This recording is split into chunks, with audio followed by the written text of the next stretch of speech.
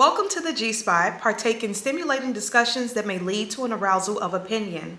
I am your host, G Majesty, and let's get to it. Are we subconsciously drawn to partners who mirror our genetic makeup? My answer to this question is yes, and let me tell you why. Individuals tend to select partners with cognitive abilities such as themselves, and this is called assortative dating or assortative mating.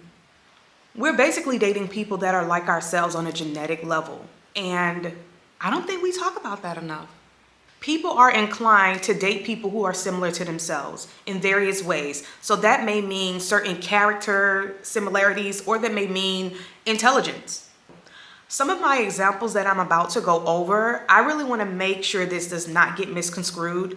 Your tax bracket and your intelligence is not the same thing. You can be dumb and rich. The two are not synonymous. You can be both at once. Researchers have found that it is a significant amount of assortative dating, which can lead to the pre-perpetuations of certain traits within families. So you want to know why everybody got a nasty attitude? It's in there. It's in there. And this also leads me to believe it makes so much sense. Have you ever wondered why undesirable people who you feel are undesirable, are attracted to you? And we're not talking about looks. So I've heard of the stories where girls feel like undesirable guys are trying to talk to them and approach them, and they're just like, I know damn well he ain't trying to talk to me. Well, babes, I mean, you probably are some fine shit. And I'm pretty sure he is attracted to how you look as well. But when you feel like people are being drawn to you and you feel like you're not giving that off, just because you don't feel like you are, don't mean that you are. And it goes deeper than that. And he is probably practicing assortative dating. It's your genetic pool. The smart woman to the not so smart, just for the lack of better words, to the not so smart man pipeline, I always said it should be studied, because the amount of smart women that I see dating, and I'm not just saying like, oh, you're a little bit smarter than him. No. I'm talking, you know the ones I'm talking about. I know you may know an actual person that I'm talking about. I do, where I'm talking about these girls are very book smart. They have it, like they just have it when it comes to the brain. And then you see what they choose to be with. That never made sense to me until I considered assortative dating. I believe this phenomenon occurs because we are dating within our genetic pool. So whenever I see a woman, a smart woman, an intelligent woman, and she seems to be attracted to the undesirables, I am forced to side eye her daddy. Because what's in your genetics that attracts that? And again, we are not talking about looks. If you are an adult and is still dating people solely based on their looks, seek help. You're not gonna find a good mate that way. I'm sorry to tell you, mate. So I, nor probably you, know any of these people specifically that I'm about to mention, but for the sake of an example, I want y'all to just stay with me. Stay with me. We're gonna go over some celebrity couples. So Koya Ray came out saying that she's pregnant recently, and she's pregnant by a gentleman. He be having red locks. He like a voodoo doll. People were surprised. My mouth stayed in place. I was not surprised because you have to look at her genetic pool. We know who her dad is. Are we surprised when we see who her dad is, that that's the type of man that she is interested in? It's genetic pool, guys. It's the genetic pool. Blame your parents. No, don't blame your parents. When you know better, you can fix it. Let's look at Rihanna and Chris Brown and A$AP Rocky. Allegedly, this sounds so gossipy. I don't I don't want to be in this room. But allegedly, A$AP, it's been said that he has been, a little handsy with other people. Not Rihanna that we know of, but with other people. So with looking at Chris Brown and his temper, looking at A$AP Rocky and, possibly having a temper on him as well, I don't know Rihanna's dad, but that forced me to like,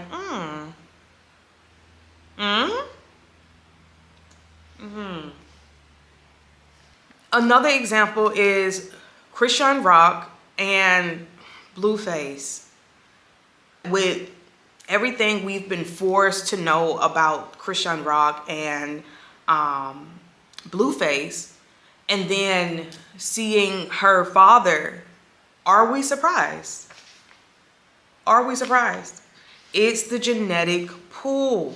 It's the genetic realm that we are attracted to, that we are unaware that we are picking basically the same type of people a lot of times that our parents are, just in different font. Come on, guys. What's not clicking, Steven? Remember, this is the G spot. I'm just here to make you come to a conclusion, okay?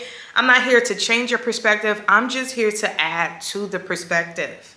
It's what you were given within your DNA. This is how I knew that Lori Harvey, none of her victims she was gonna be with them long term, because none of them was giving enough like her father. And I'm not only talking about Steve Harvey. Yes, he raised her, but please let's keep in mind that nature overrides nurture. I feel nature overrides nurture, and it's enough supporting evidence to actually agree with me. It's not giving big boss energy. They were never gonna be the one. Now, I think it's important to talk about, like, it's a difference of just dating people, and, you know, that's not what I'm talking about. I'm talking about when you are drawn to a certain type of person, and we all know, like, if you've dated the same person, when you're like, oh my God, why everybody trash? I'm trying to say this in the best way possible because I want it to be received. I do not want to be like, oh, you talking to trash because you the trash can. I don't want to come off that way. I really just want to really reiterate that it is our DNA, things that can be tied within our DNA. Of course, dating and picking a mate is other things that go within that. But when you're picking, when you feel like you're picking isn't picking, when you feel like, oh my God, maybe I should stop picking because I don't seem to be good at this, it is because you are drawn to certain things within your DNA, within your genetic pool. If you're thinking like, well, I wasn't raised by my father, or I didn't have a father figure, and you think that you're exempt, you're not, babes. You're not. If you don't know your father and you want to get a glimpse as to what he's possibly like, look at the guys that you continuously choose. I guarantee you that the proof is in the pudding. It's there. The evidence is evidenting. It's evident. You are genetically attracted to what's encoded within you. Of course, there are exceptions. I recognize that human behavior, including mate selection, is complex and shaped by multiple factors, like environmental and social upbringing, to cultural norms and personal experiences. It significantly impacts partner preferences. A woman raised by her stepfather may adapt some values, behaviors, and expectations that she's learned from her upbringing, and that could influence her choice, thus potentially aligning with her stepfather's characteristics. However, the point I'm making is the power of nature versus nurture, and how our genetic influences who we are attracted to. We aren't only talking about assortative dating. This would also include the attachment theory. Studies suggest that women often choose partners who resemble their fathers in terms of personality traits and behavior. For instance, if your father exhibits negative behaviors, you might subconsciously be drawn to partners with those same traits. So your daddy got a nasty mouth, okay? He talked down on people. It's a part of him at this point. Like, he refused to work on it. And although you may say you don't like that about him, that's the people that you gravitate towards. Like, how do you keep picking the man that feel like they can talk to you any kind of way? We tend to think that women who grew up without fathers are the ones who have daddy issues, but let's be clear. You can have a present father and still have daddy issues, and it's the same thing for men with mommy issues. Having a present parent does not make you any less affected by the negative things that you have to deal with. It's important to recognize that we are capable of breaking these cycles through self-awareness and personal development. You just got to put in the work. If a man decides to procreate with a psychopath, he has now opened up the possibilities of his child inheriting the psychopathic gene. You got to be careful. You have to vet. You have to vet. You have to use discernment, and you have to learn about one another on a deeper level. Like, I'm married and I have been in my relationship for over 20 years at this point, but things that I tell like my peers when they are dating is asking kind of like those uncomfortable questions as far as in people's genetic pool, like what diseases run in your family. Like you should be aware, especially once you get a little more serious. This is not necessarily a first date type of question, but knowing someone on a more serious level, it's not just about what's your love language. No, babes. High blood pressure running your family? Oh, okay. When you meet their family and you see that everybody is like loud and outgoing, that might be a great characteristic for a child to have. That sounds like a lot of confidence. It sounds like if a lot of people within his family is like that, it's genetics. I want that. That's what you should be doing when dating. I don't care. Nature trumps nurture all day, every day. If you haven't had a chance to watch The Three Identical Strangers, I invite you to watch that documentary. This is a story about three identical brothers who were separated at birth and was adopted by different families, and none of them knew each other existed, not even the families. The families who adopted one of these boys thought that they were all adopting single-born children. They did not know, like, no, your child that you're adopting have two other brothers as well. It was an experiment. They were unaware of each other's existence, and even though they were raised in different environments, all three of them still became wrestlers. Liked the same food. They smoked the same brand cigarettes, y'all. Okay? Never having met each other. Smoked the same brand cigarettes. And after, once they met each other and was going over their different experiences, they also realized that they found themselves around like the same type of people and in similar situations, never even knew each other existed. They found out about each other because two of them wound up going to the same college. And people were like, yo, do you have a brother? I hear you have a twin. They was like, no. Wind up meeting one another and was like, yo. And not just the meet was like, oh, we look alike. No, you are me and I am you. What's going on? When they did the research, they found they had another brother. So said all that to say, nature, it was what's in them and not on them. They didn't have it. That's why we know it's not nurture, because they was raised differently and they still was involved in the same things and was like doing the same things on different areas. The fact that two of them was basically in the same city and had not ever saw each other was just absolutely crazy. But it's definitely worth the watch.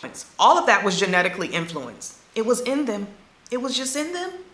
So I had already stated how it's not only important to be selective in our choosing when it comes to dating, but also mating, right? Because the condition of the seed affects the crop. Let me say that again. The condition of the seeds affects the crop. Can I get an amen?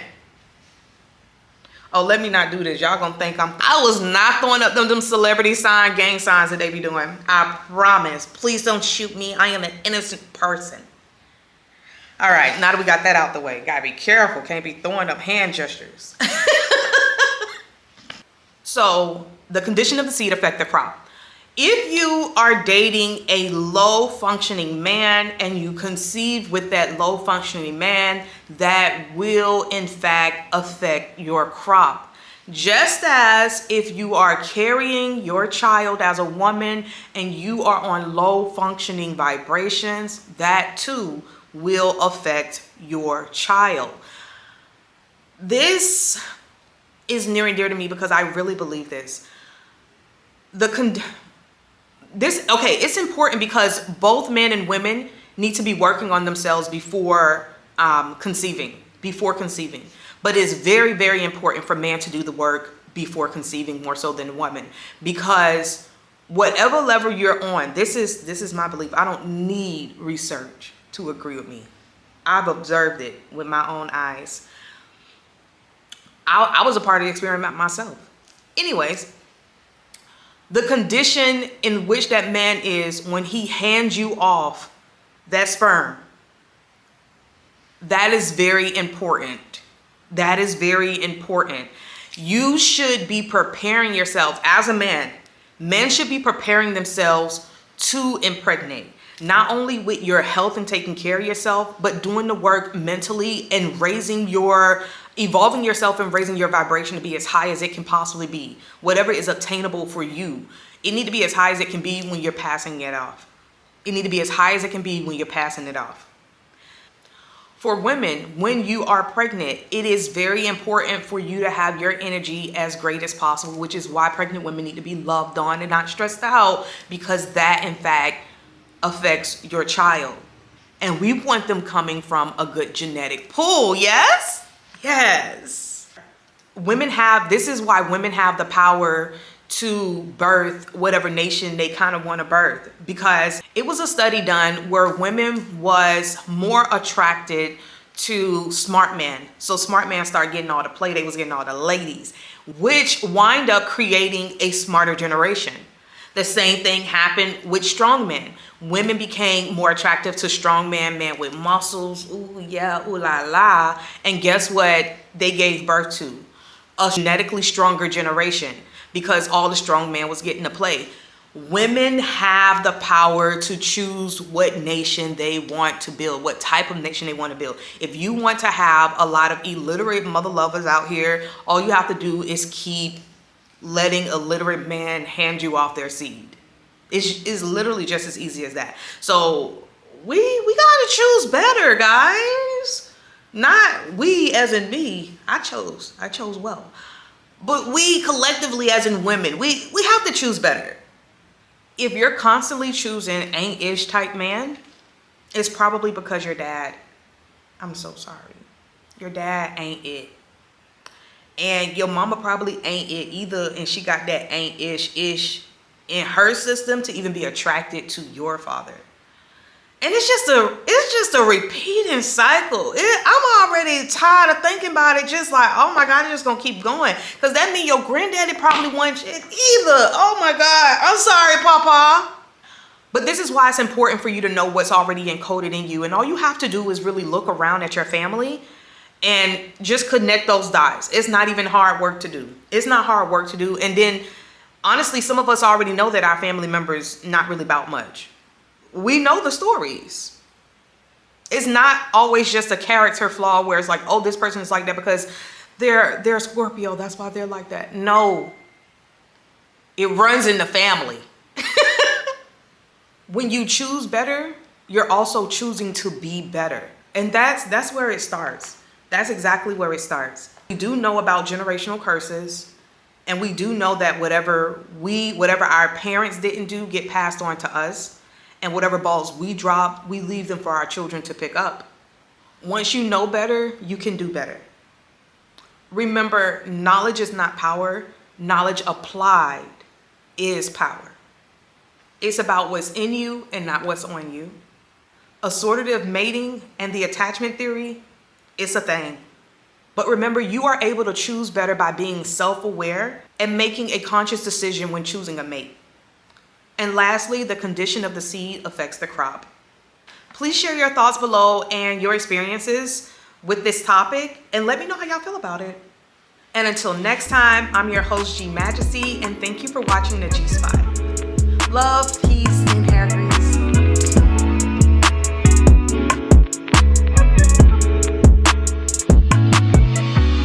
G Spot.